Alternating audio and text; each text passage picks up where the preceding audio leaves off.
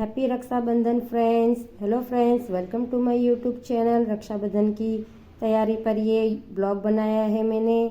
ये देखिए, ये राखियाँ बांध दी गई है दोनों बच्चों को।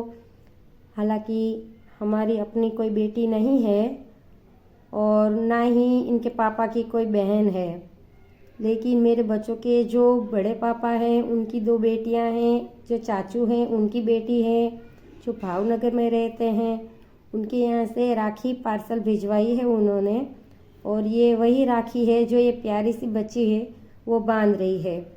ये हमारे पड़ोसी की बेटी है जो हमारे दोनों बेटों को और उसके पापा को राखी बांधने के लिए हमने बुलाया है, क्योंकि मैं तो राखी बांध नहीं सकती हूँ पापा को और बच्चों को, इसलिए इन्हें बुलाया है। ये जो बेटी है वो हमारे पड़ोसी की है। ये दोनों बच्चों को राखी बांध देती है और इनके पापा को भी राखी बांध देती है। हमने उन्हें बुलाया है रक्षाबंधन पे राखी बांधने के लिए। ये मेरे हस्बैंड हैं जो कह रहे हैं कि उनकी शूटिंग उतारो, वो अच्छे लग रहे हैं, मैं नहीं।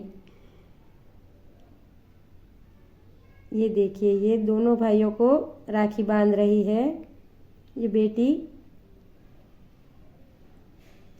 हमने बुलाया है इन्हें अपने घर पर राखी बांधने के लिए। ये हर साल आती है मेरे हस्बैंड और दोनों बेटों को राखी बांधने के लिए।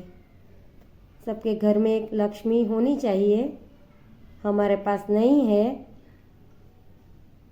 काफ़ी अफसोस होता है कभी हमें इस बात को लेकर कि हमारी कोई बेटी नहीं है अपनी, लेकिन इस बात की खुशी भी है कि मेरे जेठ जी और मेरे देवर जी की बेटियां हैं और वो राखियां हर साल भेजती है मेरे दोनों बेटों को।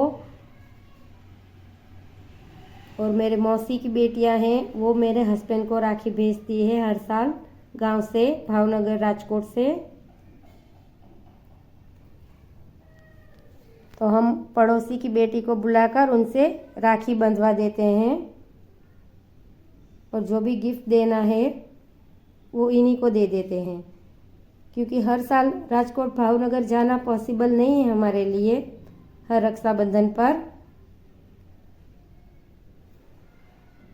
तकलीफ होती है कि बेटी नहीं है, ननद नहीं है हमारी, लेकिन खुशी भी है कि गांव से हमारे लिए राखी आती है, मेरे दोनों बच्चों के लिए और उसके पापा के लिए।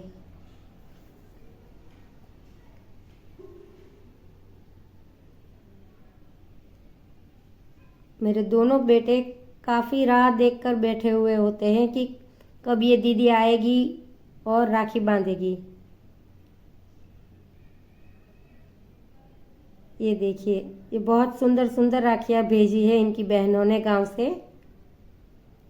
अब आई मेरे बच्चों के पापा की बारी।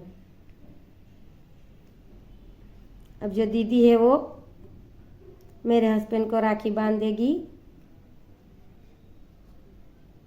बहुत ही प्यारी है ये दीदी।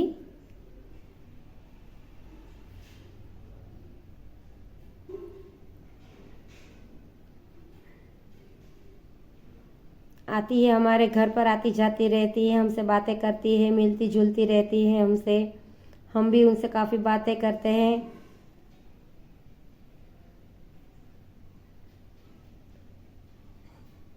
अब ये देखिए, मिठाई खिला रहे हैं लेकिन वो निकल गई क्योंकि उनका गला खराब था, वो ज़्यादा मिठाई नहीं खाना चाहती थी। Thank you for watching.